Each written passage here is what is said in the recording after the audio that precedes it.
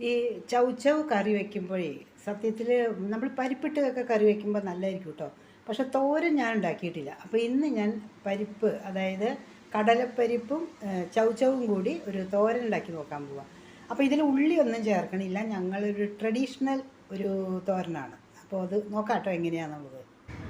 അപ്പോൾ 2 ചൗചൗ എടുത്ത് വെച്ചിട്ടുണ്ട്. അത് ചെറുതായിട്ട് കട്ട് ചെയ്ത് വെച്ചിട്ടുണ്ട്.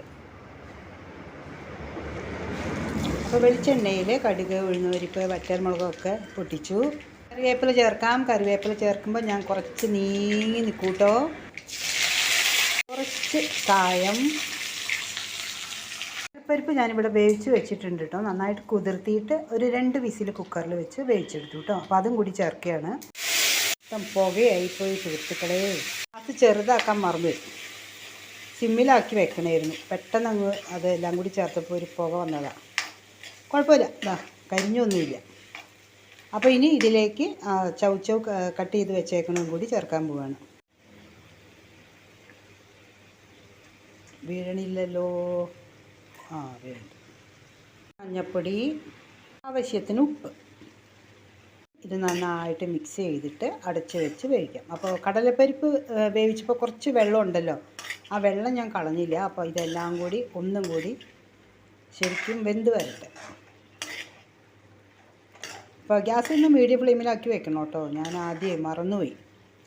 അങ്ങ് ഹൈ ഫ്ലെയിമിൽ തന്നെ വെച്ച് കടുക് വറുത്തപ്പോൾ അതേ സ്റ്റേജിൽ തന്നെ അങ്ങനെ തന്നെ കടുക് പൊട്ടിച്ചപ്പോൾ അതിൻ്റെ കൂട്ടത്തിൽ ആ കടലപ്പരിപ്പ് ഇട്ടപ്പോൾ അങ്ങോട്ട് മൊത്തം പുകഞ്ഞു പോയി. അപ്പോൾ ഇനി ഇതിങ്ങനെ ഇരിക്കട്ടെ. ഒരു 5 മിനിറ്റ് നേരെ ഒന്ന് ആവി കയറ്റി ഒന്ന് വെന്ത് വരട്ടെ.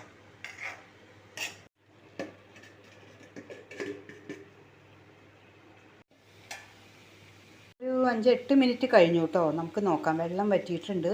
ഒന്ന് മിക്സ് ചെയ്ത് ഇളക്കി നോക്കാം. കണ്ടില്ലേ, നന്നായിട്ട് വറ്റി കഴിഞ്ഞു. അപ്പോൾ ഇനി എന്താ ചെയ്യേണ്ടതെന്ന് വെച്ചാൽ, ഞാനിവിടെ കുറച്ച് നാളികേരം, ജീരകം, പച്ചമുളക് ഇങ്ങനെ വെറുതെ ഒന്ന് ചതച്ച് വെച്ചു. അപ്പോൾ അത് അതിലേക്ക് ചേർക്കാൻ പോവുക. പച്ചമുളക് ഒരെണ്ണം കേട്ടോ ചേർത്തുള്ളൂ. കാരണം വറ്റൽമുളക് ഇട്ടിട്ടുണ്ട്. ഒരുപാട് എരിവായാലും ശരിയാവില്ല. ഞാൻ പറഞ്ഞില്ലേ, ഞങ്ങളുടെ ഒരു ട്രഡീഷണൽ തോരൻ എന്ന് പറഞ്ഞില്ലേ, അതെന്താണെന്ന് ചോദിച്ചാൽ ഉള്ളി ചേർക്കില്ല. ഇപ്പോൾ ബീൻസ് തോരനാണെങ്കിലും ഞങ്ങളിങ്ങനെ കടലപ്പരിപ്പൊക്കെ ചേർത്തുണ്ടാക്കാറുണ്ട്. അപ്പോൾ ചൗചൗ കണ്ടപ്പോൾ എനിക്ക് തോന്നി എന്നാൽ ശരി അത് ഇതുപോലെ ഉണ്ടാക്കാമെന്ന്. അങ്ങനെ എൻ്റെ ചൗചൗ തോരൻ റെഡിയായി. കണ്ടില്ലേ, ഓഫ് ചെയ്തു. എന്നത്തെയും പോലെ അടച്ച് വെച്ച് ഒരു 5 മിനിറ്റ് കഴിഞ്ഞിട്ട് ഉപയോഗിക്കാം. അപ്പോൾ എന്നത്തെയും പോലെ ഇന്നത്തെ ചോറിന് ഈ കറിയാണ്. അപ്പോൾ നാളെ വീണ്ടും കാണാം കേട്ടോ.